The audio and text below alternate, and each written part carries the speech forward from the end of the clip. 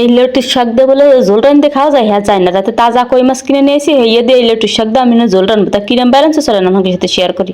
Flashback. আসসালামু আলাইকুম বাড়ি মুন্ডি, আপনারা ওগুলি কেমন আছেন? আশা করি অনেক ভালো আছেন, মুই অনেক ভালো আছে। বাজারে গেছি আজকে এই শাকটা দেখছি, কি তা আমি করতে পারি না। দোকানদারের দ্বারা জিজ্ঞেসি, হে কইতেছে এটার নাম নাকি লেটুর শাক, আর ওটা কি জানি নাম করছে, হ্যাঁ নাই আমার মনে জোলা যাক্কা। আর সুন্দর মতো বাইশে দুই টিয়া কাইটে কুটে নেবে এই কই মাছ রানবো চলেন। তার আগেরটা ইন্টু দেশি রান্নার আগে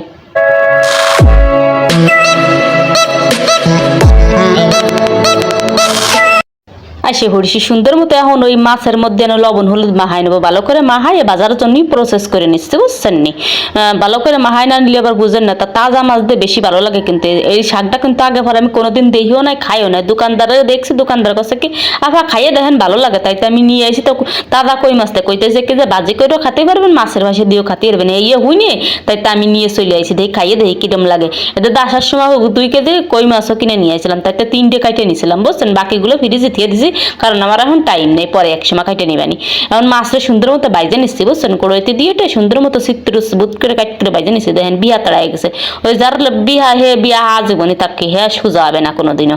আমি এনে উল্টো পাল্টা এগো সোজা এর নিচ্ছি, আর ব্রাউন ব্রাউন বান্দর কালারে সুন্দর মতো বাইজে নিতে হবে, বা না বাজলে ভালো লাগবে না। কিন্তু বেশি কড়া করে বাজবো না, কোন জন্য কোন দি বেশি কড়া করে বাজলে কিন্তু শাকের জল বেশি একটা ভালো লাগে না, কিরম কিরম জন্য লাগে। এখন উঠোই ওর মধ্যে পেঁয়াজ টেজ বাজি করে রাখে, এই যে রসুন বাটা, পেঁয়াজ বাটা, আদা বাটা যেখান যাচ্ছে সব দিয়েছে, ধনিয়া গুঁড়ো, জিরে গুঁড়ো তার মধ্যে দিয়ে দিলাম, দেওয়ার পরে গোটানাটা দিয়ে দিলাম সুন্দর মতো।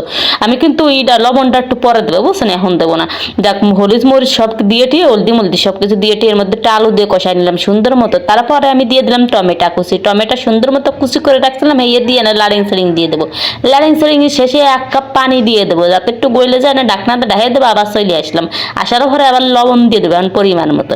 লবণটা এখন দেওয়ার কারণ কি জানেন নি? লবণটা এখন দিলে বেশি ভালো হয়, এর সাথে মিশে টিশে যায়, ভিতরে একটু ঢুকে দেবেন।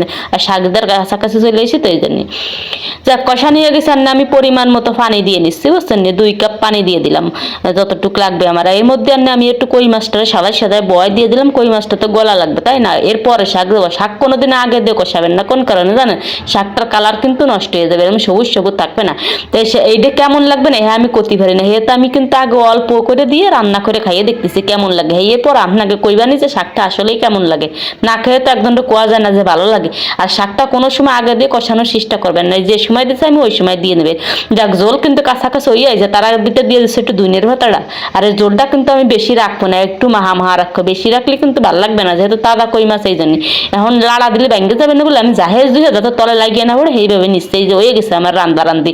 দেখছেন কত সুন্দর কালারটা আছে, শাকটাও ঠিকঠাক মতো আছে, আর জলটার কালারটা কত সুন্দর আছে।